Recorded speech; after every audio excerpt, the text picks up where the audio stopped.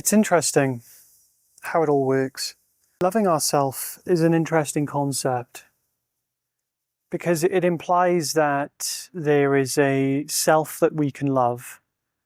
It also implies that there is this act of love that we need to give to ourselves, as if the act of love will provide something more to our experience.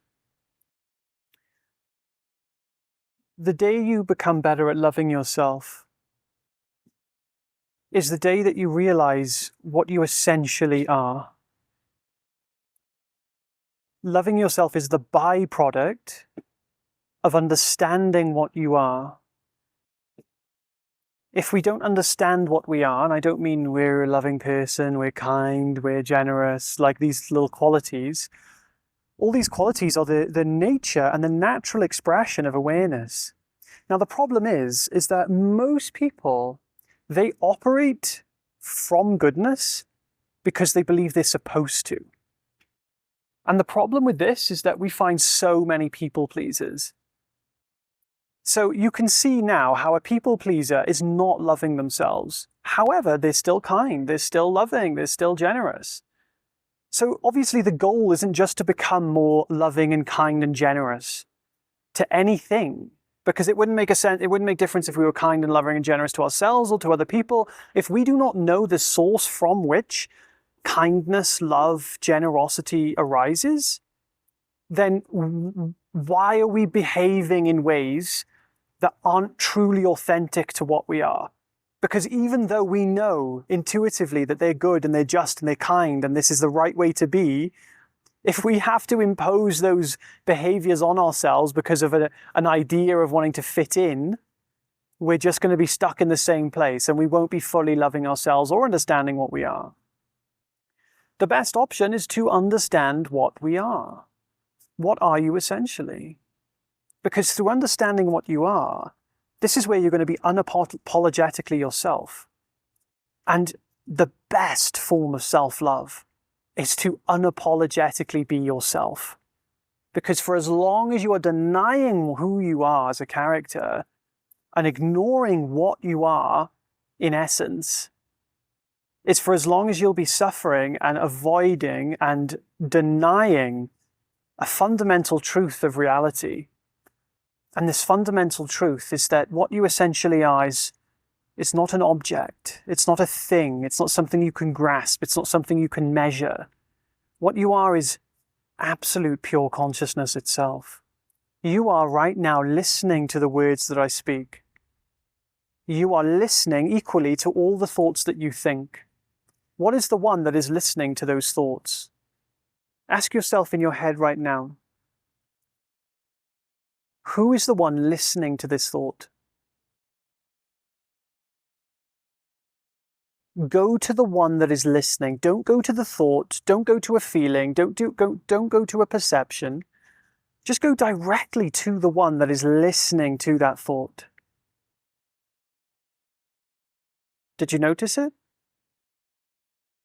Notice that it's you.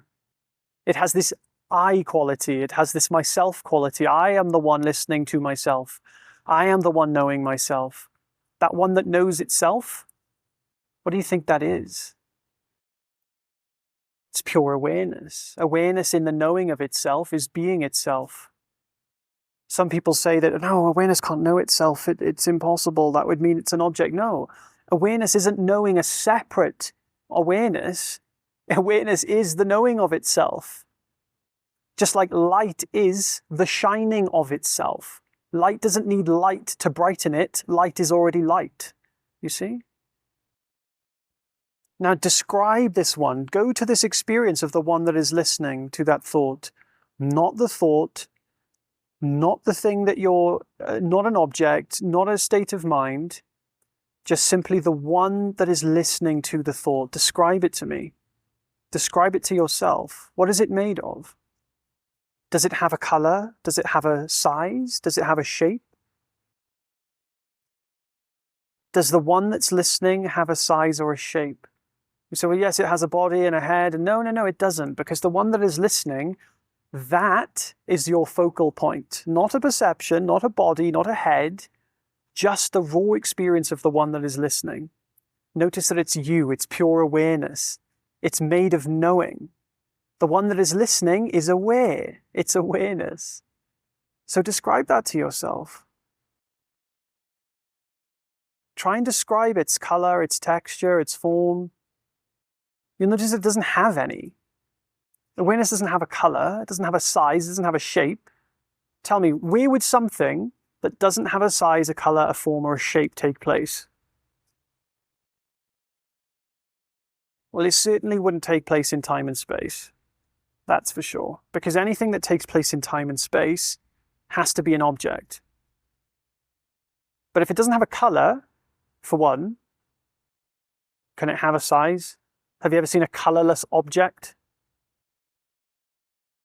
Of course you haven't, because it would be invisible, because it doesn't have a color.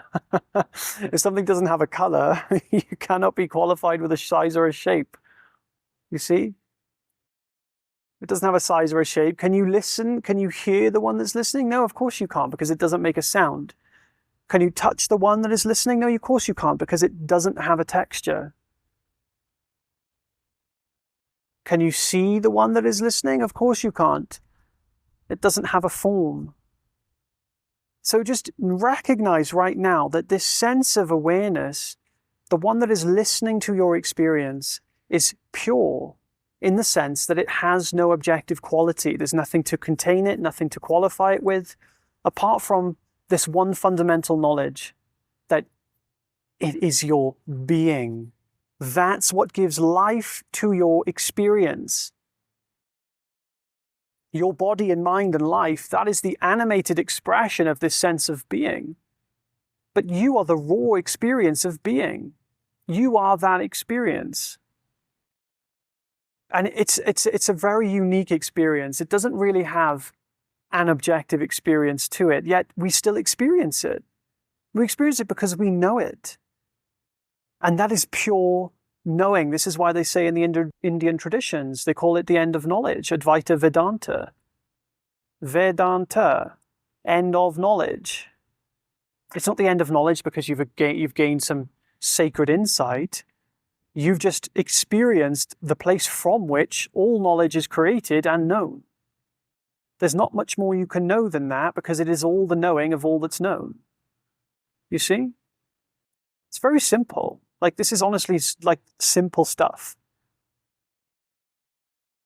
This is really, really basic, simple stuff. Everybody should know this. Obviously, we're not going to just instantly know all of this at any given moment, because people have different timings for things, just like people have different timings for learning English if they've been speaking French their whole life.